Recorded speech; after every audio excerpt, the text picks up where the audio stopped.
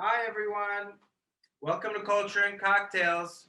My name's Erim Sarinoglu, and along with my wife, Selden Sarinoglu, we're the Young at Art presidents, and we're happy to welcome you to Culture and Cocktails for the St. John's Bible Show. Now, what we've got today are some cocktails for you, but we want to welcome back our Cosmopolitan members, our Young at Art members, and any other of our Dixon friends and family that have joined us today. We are so excited you guys are here. We really wish we could all be together, but again, we're just excited that you guys are joining us tonight. As Erim said, we are about to start some fun festive cocktails and show you how to do them, and Erim's going to start it off. Now, what we wanted to focus on were simple cocktails that you could put an easy Christmas spin on. And the first one we're going to do, as you'll see, is the cranberry mimosa. Now, the cranberry mimosa is just like any mimosa, but we're substituting the orange juice with cranberry juice. Any good mimosa is more than half champagne, and we're going to be using Prosecco today, which is really the same thing. But first, what we're going to do is you can imagine that we'll have 2 cups on your large jigger. That's really 2 shots, excuse me, not 2 cups of cranberry juice. And we're going to put that in our champagne flute, which we've rimmed with sugar, just for that extra touch. And top it off with champagne. Really simple, obviously, but just that little different twist to the event, or really to your event over the holidays. So it has the same kick as a mimosa. We're also going to put our cranberries and rosemary as a little garnish. Dip that in there. And pass it over. Well, thank you, darling. This is a great cocktail to make on Christmas morning, and it's so simple and just so incredibly festive. So now on to the next one. Well, the other one we've got is the Santa Cosmopolitan. For those that want a little bit of a heavier drink, it's really just a Cosmopolitan with a simple twist on it. And that simple twist is really the candy cane. Now, what we're going to do is, to begin this, we've got 2 shots. Oh, now what you might see on your screen for the ingredients that we had, you'll see all of them are written in cups.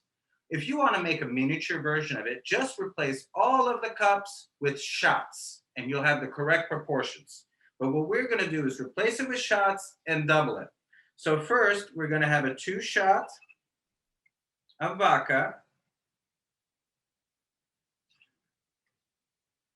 3 shots cranberry,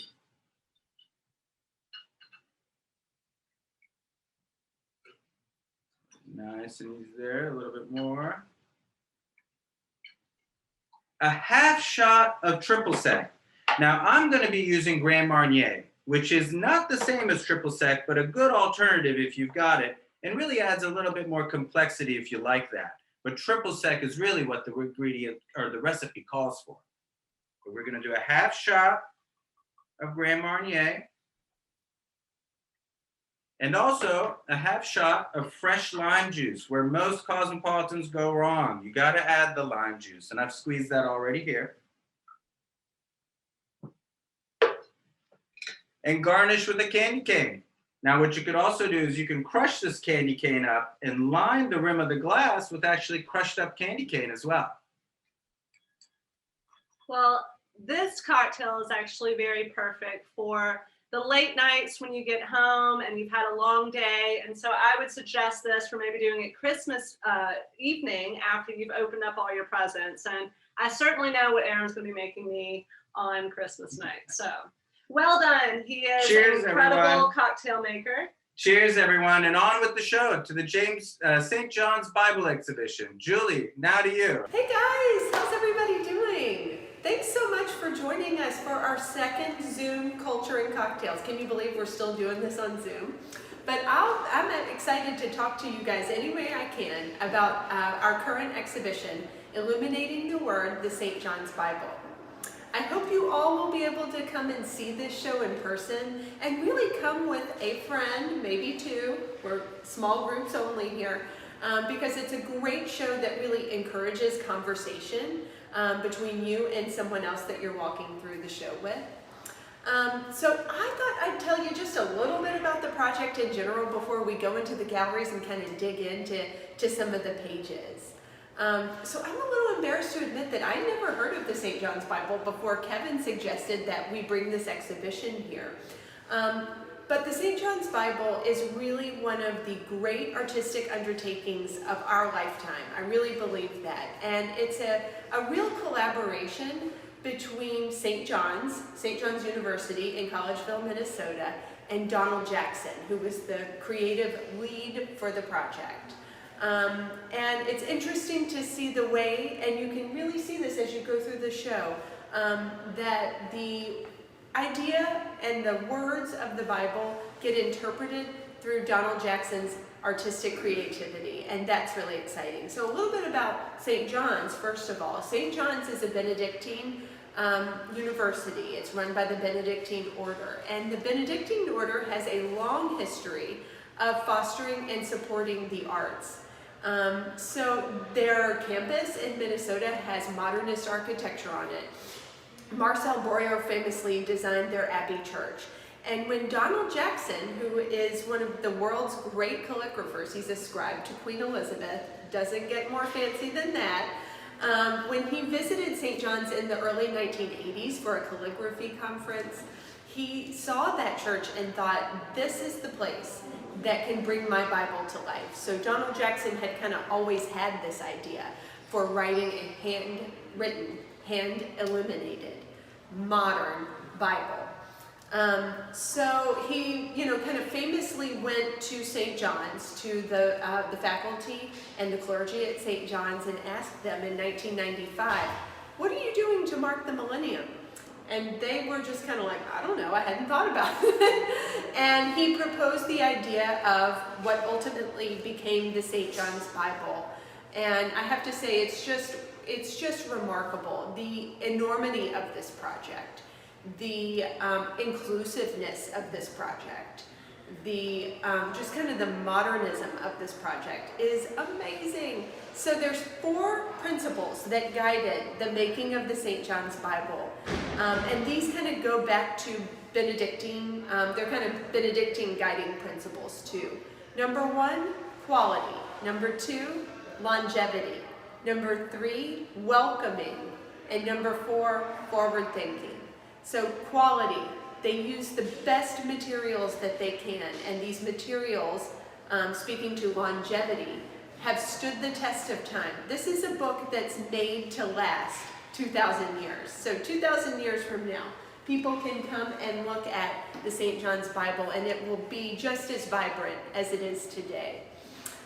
Welcoming, you will find throughout this project, yes, this is a Christian text, but there are elements, there are kind of call-outs to all different faith traditions within this one book, and it's really beautiful and so thoughtful the way that they've been woven in to the illustrations throughout the project. And then forward thinking.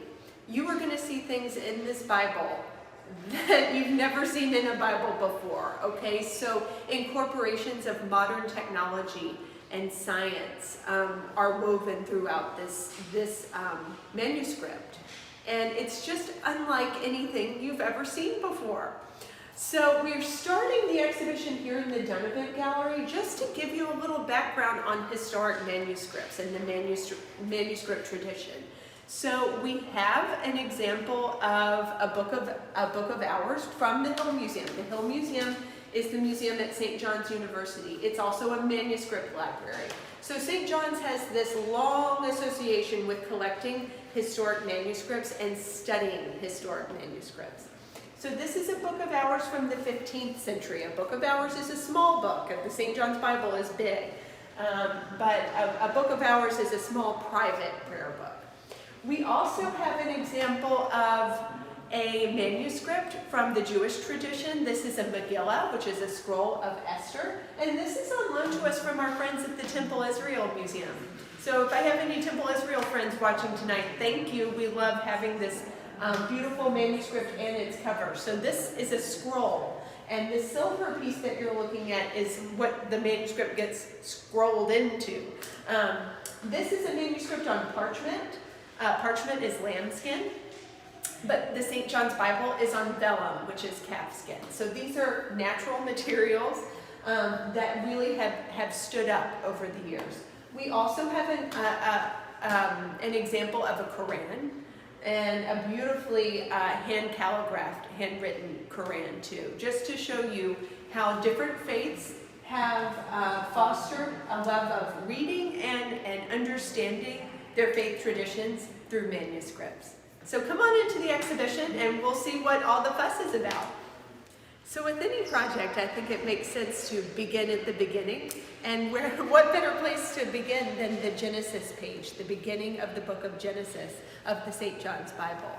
So there's so many things we can talk about with this, but one of the things that I find so relatable about the St. John's project is that, yes, it is a divine manuscript, it's a sacred text, but humans made this text. And humans make mistakes, don't they?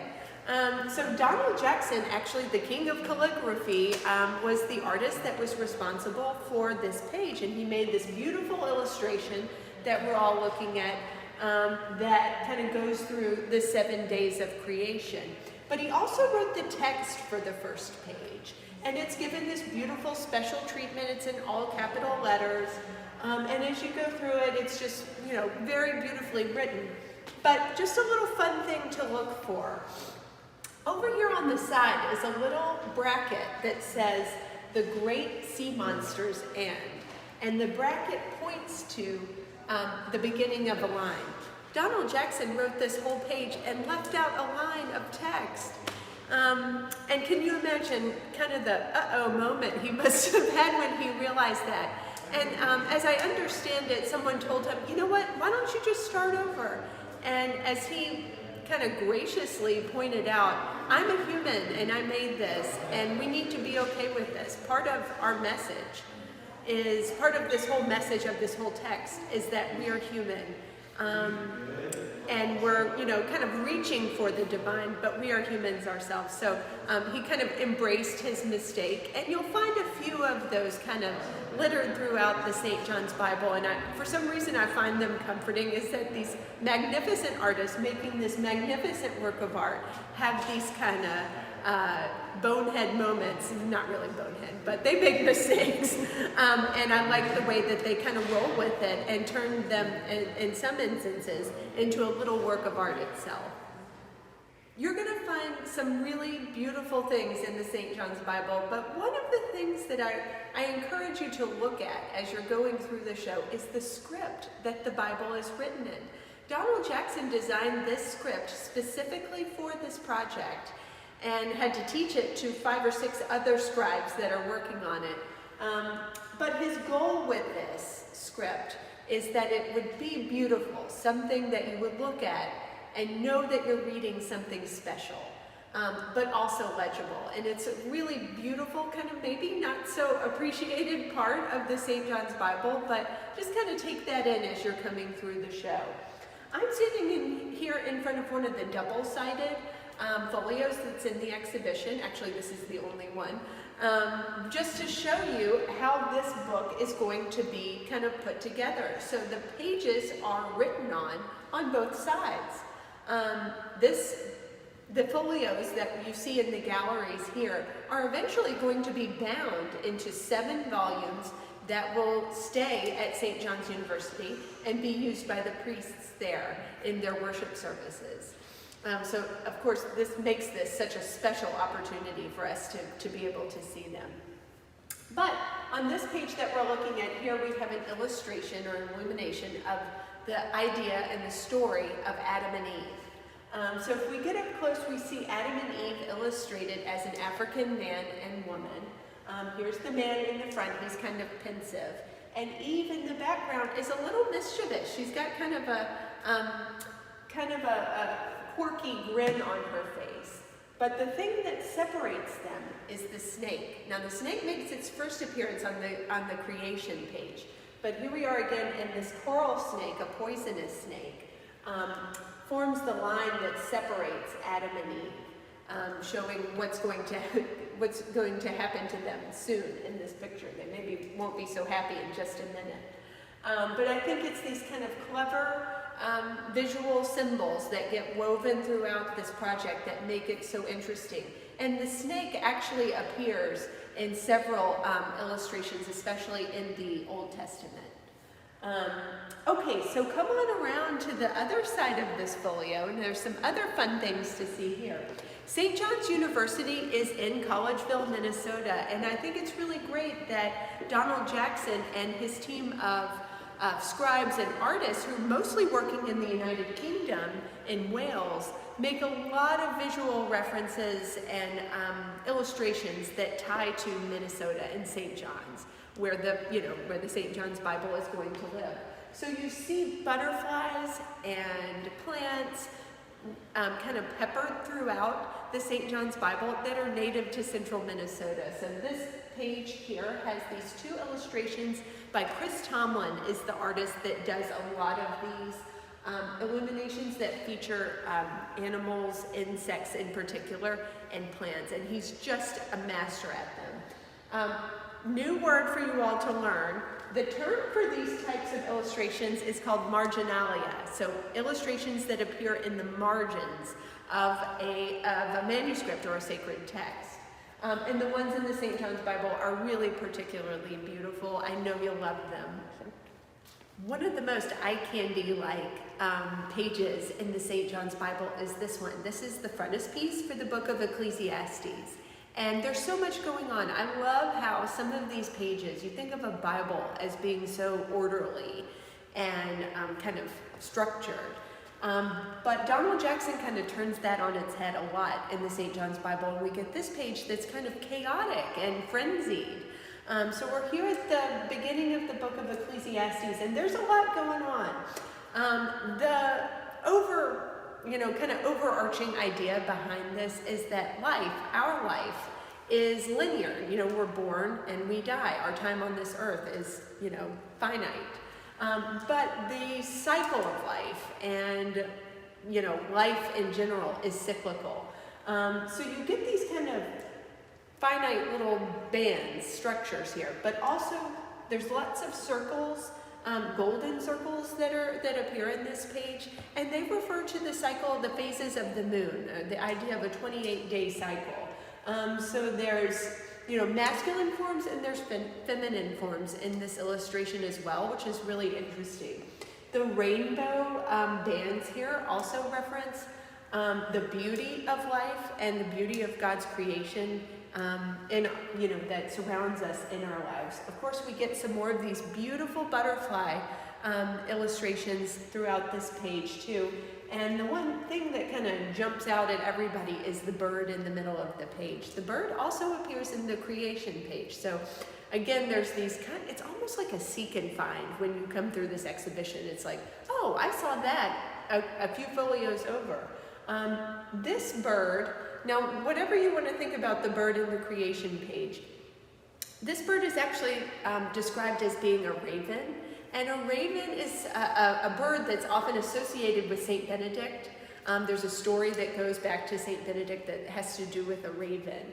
And the raven as this, symbol of death in some ways, but also a symbol of power and strength too. And just another fun fact, ravens are all over the place in the area where Donald Jackson lives in Wales. So they kind of, it's this kind of connection between Donald Jackson and, this little moment in time, his little place in life in Wales, and this larger story of Saint Benedict and Benedictine tradition that kind of come together in this amazing, amazing work of art. Okay, so as you're going through the St. John's Bible, you're going to see so many beautiful illuminations or illustrations throughout the book. But one thing I also really love is these text call-outs, as I'm kind of calling them, where the artists and the calligraphers that worked on this project took certain passages, certain texts from the Bible and did a special treatment of them and kind of blew them up and said, I'm special, look at me. This one is my favorite that we have in the show. It's called Listen to Me, My Faithful Children. first of all, the script for this is absolutely beautiful, and the colors are so vivid. So the artist used gold, of course, on this page, but the green that's used throughout this project is absolutely gorgeous, and the ink is made from ground malachite. So longevity. This is a natural material that's going to last for 2,000 years.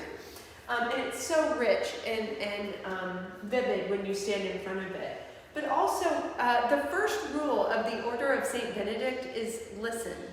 So you find references in these kind of call-outs to the word listen or hear throughout the St. John's Bible. And it's really kind of interesting as this is such a visual experience to look at the St. John's Bible. You're having this visual experience, but you're also being told to listen.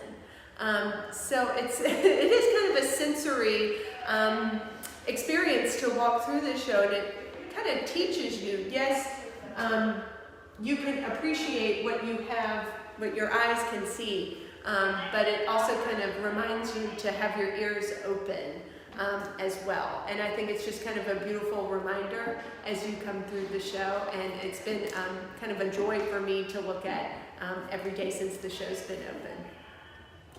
So one of the things you're going to find as you're going through the St. John's Bible exhibition is that the artists who contributed to this text take illustrations. They illustrate different stories or ideas from the Bible, but not in the way you're used to seeing them illustrated.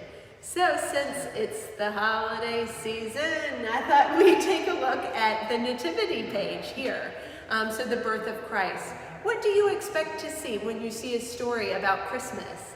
Well, you might expect to see, a manger or some animals, but of course you expect to see a Christ child, a little baby. But when you're looking at the illustration here, I don't see a baby, do you?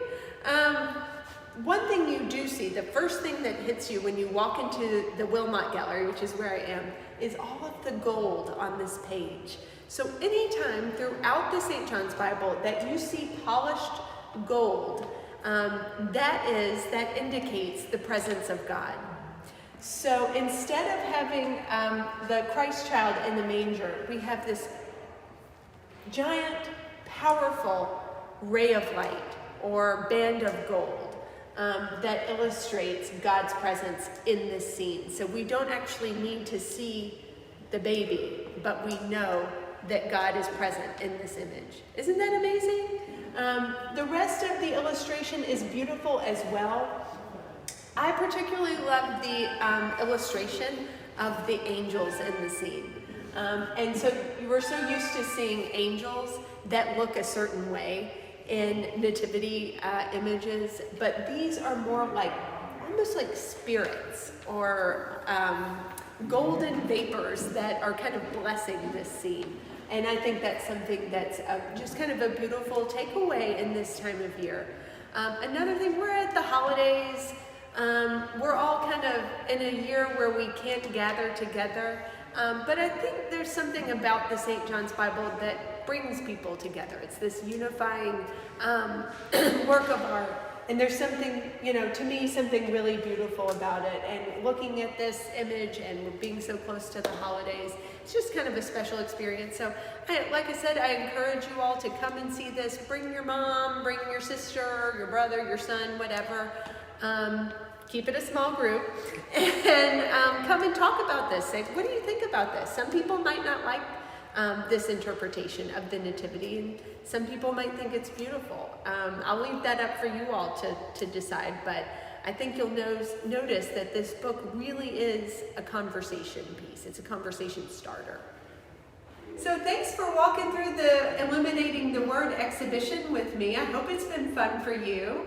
I really want to encourage y'all again to come up here. We have 2 videos in the exhibition that have the artists of the St. John's Bible kind of talking about the project and sharing their perspective on it. And it really is this project, this massive undertaking that takes something so ancient something that we think we all know, and makes it even more relevant for us living in 2020. And if that's not enough, we brought this project right home to Memphis for you, with a little connection by one of our favorite artists that works here in Memphis, Martha Kelly, just to show you how the idea of illustrating or bringing visual references into sacred text is still vibrant today. So we have Martha Kelly, our Memphis artist, illustrated the Book of Common Worship for the Presbyterian Church, and we have an example of that in the show. So I hope you all can come to see this exhibition. I'd love to hear what you think of it after you come through. And thank you again for joining us. Thank you for your membership. Your membership and support has kept this exhibition looking as great as it does, allowed us to even bring this exhibition here during one of this crazy year that we're in. And I also want to thank our sponsors of this exhibition, and those individuals who sponsored individual folios throughout the St. John's Bible.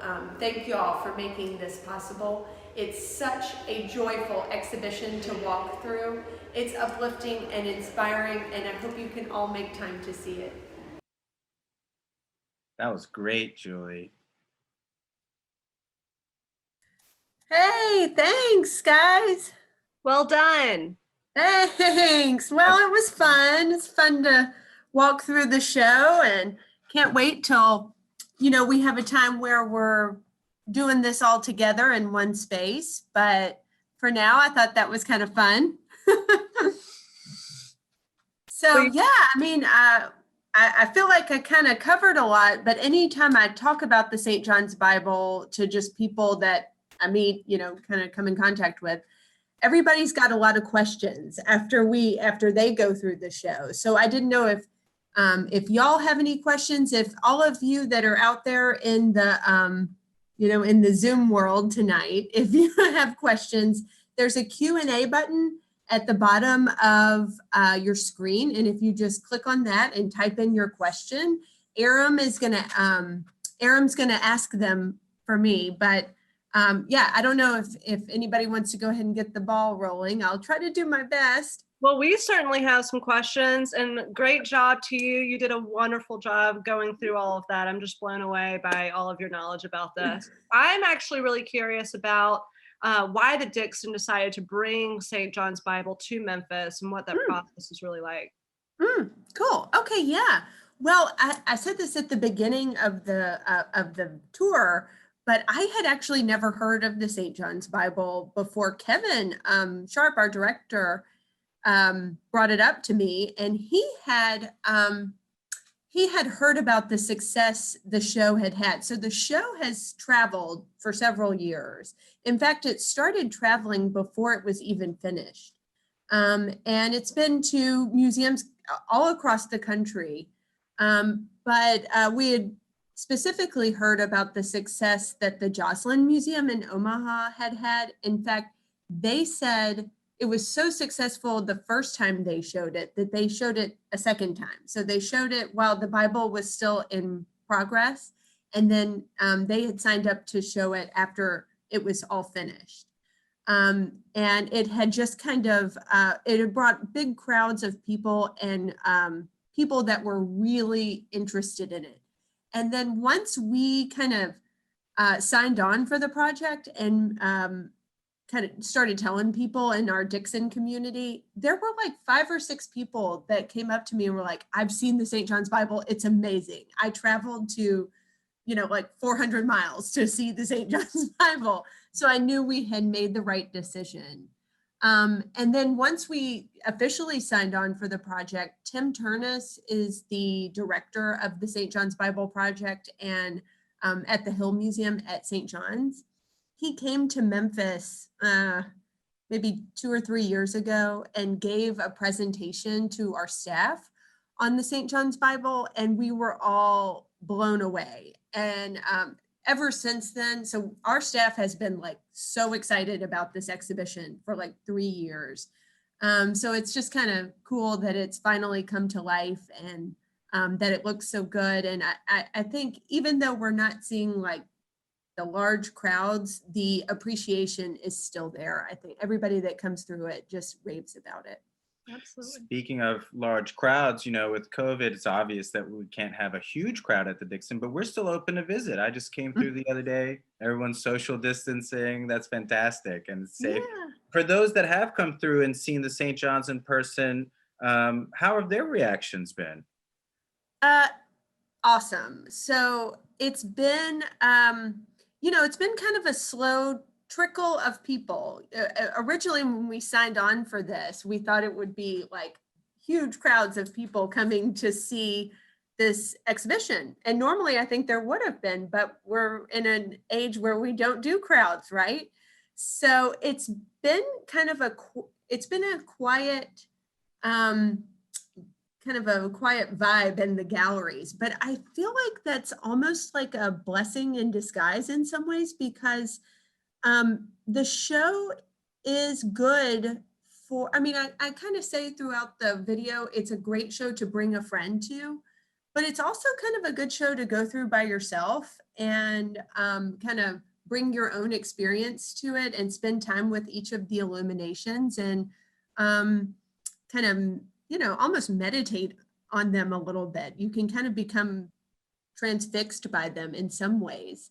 And it's a nice show to go through quietly and on your own, or just with maybe one or two other people. So and I've talked to some people that have been like, one lady told me she's already been to see it 4 times. Wow. So it's a lot of repeat visitors, which is awesome. I love hearing that. That is fantastic. Well, how Yeah. long did it take to produce the St. John's Bible? To produce it, the artist. So I think it was in like the mid 1990s, 95 or 96, that Donald Jackson first kind of proposed the idea to St. John's. They signed a contract, I think, or officially commissioned him in 1998. So there was a 2-year planning period, and the first word was written Ash Wednesday of the year 2000. Interesting. And then the book was finished in May of 2011. So first word to last word, it was 11 years, but the project had a, longer planning, 5-year planning period before that. And then it had really been kind of simmering, I think, in Donald Jackson's head for decades. So this is really a project of a lifetime, I think. Yeah. You mentioned longevity, and I remember that's one of the principles, I suppose, of the creators too. What about the technical aspects of this book make it longevity or make it durable? Yeah, that's a really good question. Could you repeat vellum? What was that again? Yeah. Vellum is the material that the Bible is written on. Okay, so instead of a piece of paper, like, my little notebook, it's written on calf skin. So, and the calves actually come from Wales near Donald Jackson's, where Donald Jackson's scriptorium is. Wow. So it's a natural material that's got, flexibility, and it's very durable. So all of the materials that the St. John's Bible artists use, let's say if a medieval scribe walked into our exhibition, he, became a zombie or whatever, came back from the dead and started walking through our galleries, he would recognize all of the materials. And the St. John's Bible artists didn't just do that because they didn't just use vellum and the ink that the text is, the script is written in, is actually solidified candle smoke that is ground up and mixed with water and made into an ink. It's not just, they didn't just do that because that's the way it's always been done. These materials, vellum, candle smoke ink, ground malachite, ground lapis, they use those because they have stood the test of time. So if you look at some of these sacred texts, even the ones that are on display in the exhibition from the 15th century, the colors are really still vibrant and brilliant. So they wanted to create a Bible that would be used, it's going to be used at St. John's, but that would also be durable. And, 1,000 years from now, it would be studied much in the same way that we look at medieval manuscripts or Renaissance era manuscripts. Mhm. So it's really kind of admirable the way that they approach this. They want it to be a Bible for now, a Bible for the year 2000, for the 21st century, but also a Bible that will be around in the 22nd century, whatever. Wow. That's really incredible. Just to let everybody know, we are seeing your questions come in, and Erim's going to get those to a second. But I do have a follow-up question to that. So, is there a significance about the size of the pages, because they are usually, the size of a normal Bible is much smaller. So I'm curious to know about that. Yeah, cool. Yeah, that's a good question. So I think that's a really good example of why in that first gallery of the show, we have the two small books. So the private prayer book, the Book of Hours, is small, and the Quran is small. Those are manuscripts that would be made for private use. So those books are like this size. The St. John's Bible is not for just one person to use. It's to go into the Abbey Church at St. John's and be used by the clergy there. It may be more like a size of a ceremonial book. So some of these manuscripts that survive from the Middle Ages, the bigger they are, usually they're reserved for like an emperor's coronation or for a very special wedding or something like that. They'd be commissioned for special use. So I don't know, I actually don't know what the priests at St. John's University, what they plan, how often they plan on using the St. John's Bible. I don't know if it'll be like an everyday thing. I kind of think maybe not. But it will be used in special occasions. So generally, the bigger the book, the more kind of special, more reserved it is for special occasions. And you showed us the use of gold leaf in your presentation. And I'm turning to a question from the crowd, from Logan Benoit. He asks, what is your favorite piece at the Dixon that incorporates gold leaf? That's a good question. Okay, so there's two. The Nativity one I love. I think that's the one that kind of has the most kind of eye-popping use of gold. The Genesis page has gold in it, but it's little squares of gold that are, kind of stacked up throughout that page. And those show the presence of, anytime you see polished gold, it implies the presence of God.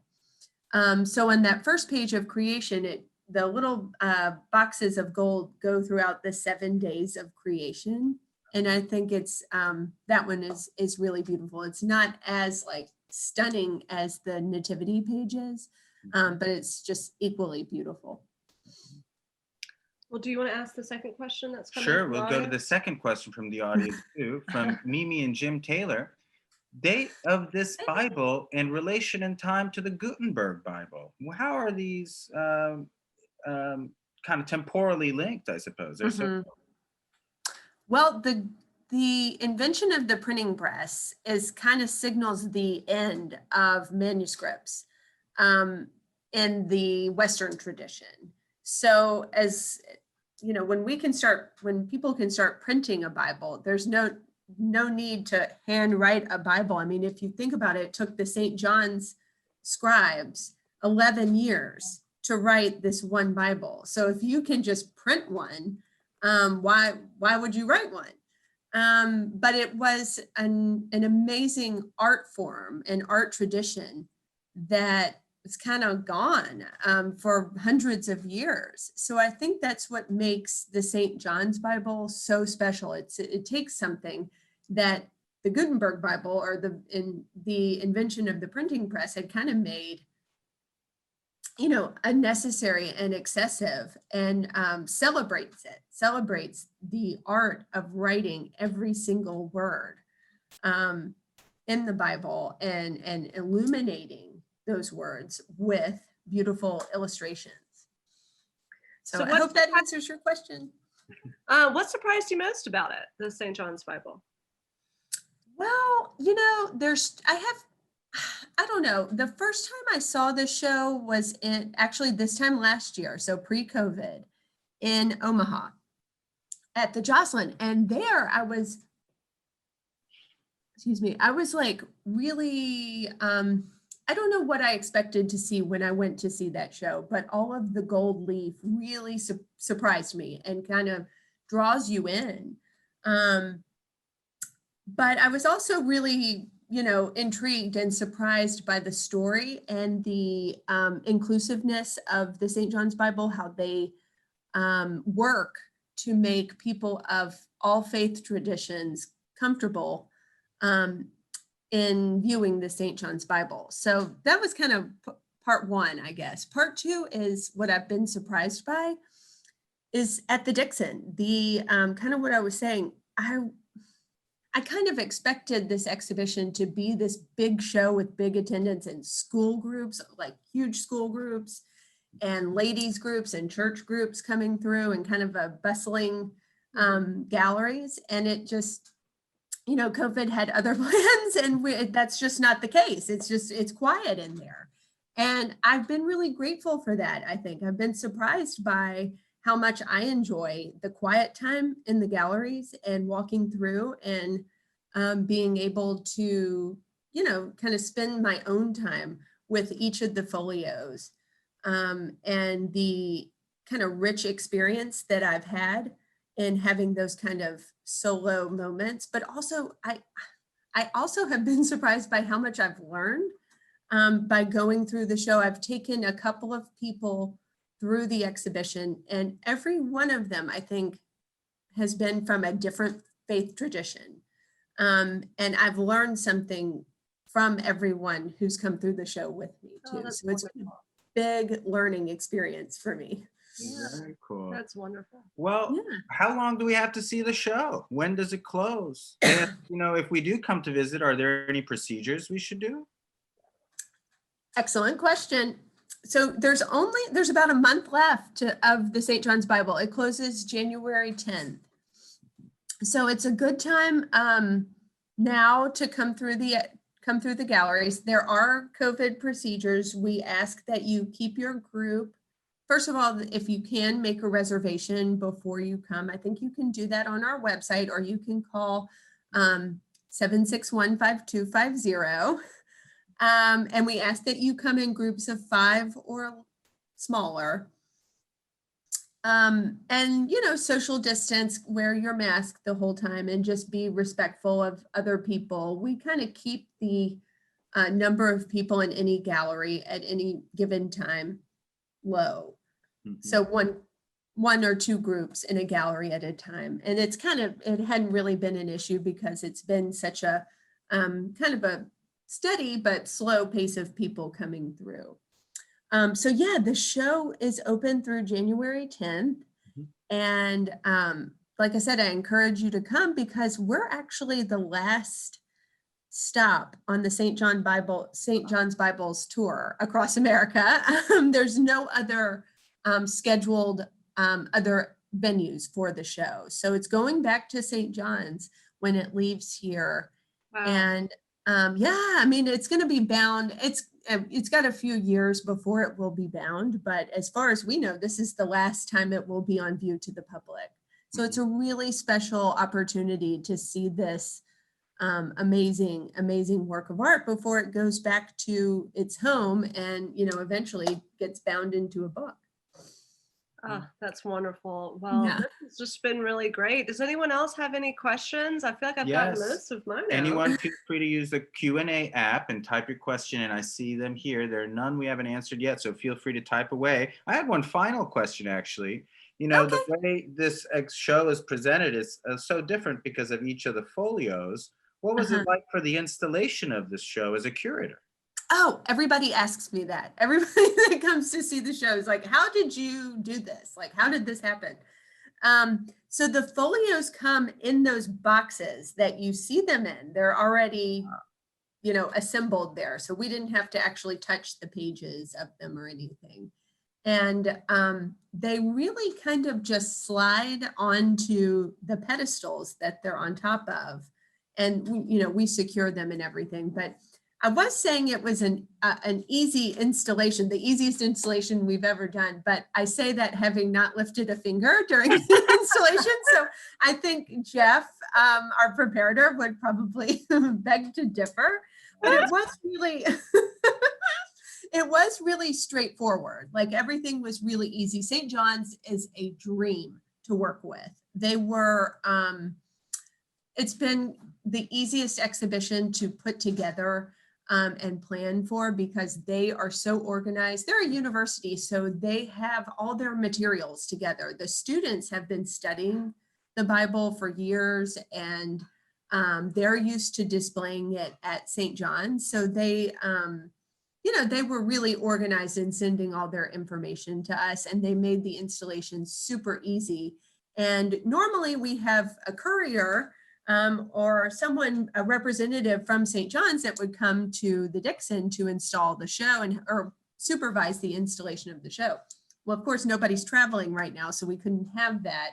But we did get to walk Tim Turnus, the director of the project, through the exhibition on Zoom. Oh, really? And he, okay. or Microsoft Teams or whatever, and he was able to check the light levels on each of the folios through Zoom, which was just amazing. It kind of blows our minds a little bit, but and we wish he could have come here in person. But it's nice to be able to show him what the show looks like here. And speaking of him, we are having a Q&A, kind of like a Q&A munch and learn almost, with him on December, maybe this next Tuesday, a week from yesterday. So I encourage you all, it'll be at 2:00 on Tuesday. If you have time to go to our website and reserve your spot for that on the Zoom. I see two final questions in the chat. Oh, One okay. from Chantal Drake. For visitors who might not have a religious background, she writes, what can they take away from the exhibition? Yeah, that's totally a great question.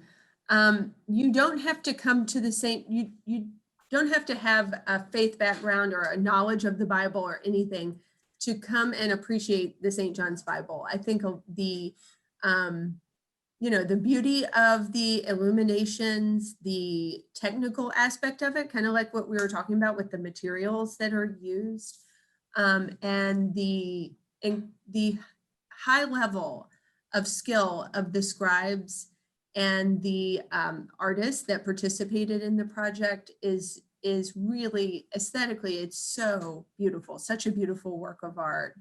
And also I think just the scope of the project, it's such a, the Bible is a huge book. And to handwrite that and to come up with all the illustrations that the artists conceived for this book is really, it's astounding, really, when you think about it. Yeah. So yeah, you don't have to be a Bible scholar to come and see the show, or to feel comfortable in the exhibition. And the final question I left for Kevin Sharp. He writes, culture and cocktails is wonderful. Thank you. Yay! Thanks, Kevin. Yes, thank you to you guys. You guys were really the. But his question is also of the support that makes culture and cocktails possible. He writes, does Marston Group still sponsor the Cosmos? Well, Kevin, yes, they do. And I was going to thank the Marston Group. Our friends at the Marston Group have sponsored Cosmopolitans for years, and they make events like this possible. And I was just going to, first of all, thank Erim and Selden for your fun drinks. Those look really good. Okay. They're delicious. We're still enjoying them. Really makes this. Cheers. Cheers. And they've done such a great job co-chairing Young at Art, and really have led this group and kept us going this year, and kept our membership, Young at Art membership, doing great during 2020. So thank you to y'all. And I just wanted to say to everybody out there, if you're enjoying this, this programs like this, our director's tours, our Munch and Learns, whatever, all of our virtual events, I've just asked you to consider giving a gift membership to one of your friends or your family members, so that they can enjoy these types of events that we have. And we're doing them, our development department has really come up with some great ideas. We're doing these really regularly. So just consider that so they can experience all the Dixon has to offer. So visits to the Dixon at 4339 Park, but also experiences with the Dixon through our Dixon at Home program. So think about that as you've got some last minute holiday gifts to buy. We can help you. We can help you with that. And we also, just this time of year, we ask you to consider a gift to our annual fund so that we can keep these types of programs going well into 2021. So well, thank you so much. I mean, we can already think of a few people to give this as a gift because we love it so much and it brings so much to Memphis. And of course, we keep participation up in it. And we just love everything you guys do and really appreciate you bringing the culture as we brought the cocktails. But yeah, we're a good team. So thank you so much, Julie. This is really wonderful. Okay, y'all. Thank you so much. Hope to see you at the Bye, Dixon. everyone. Happy holidays.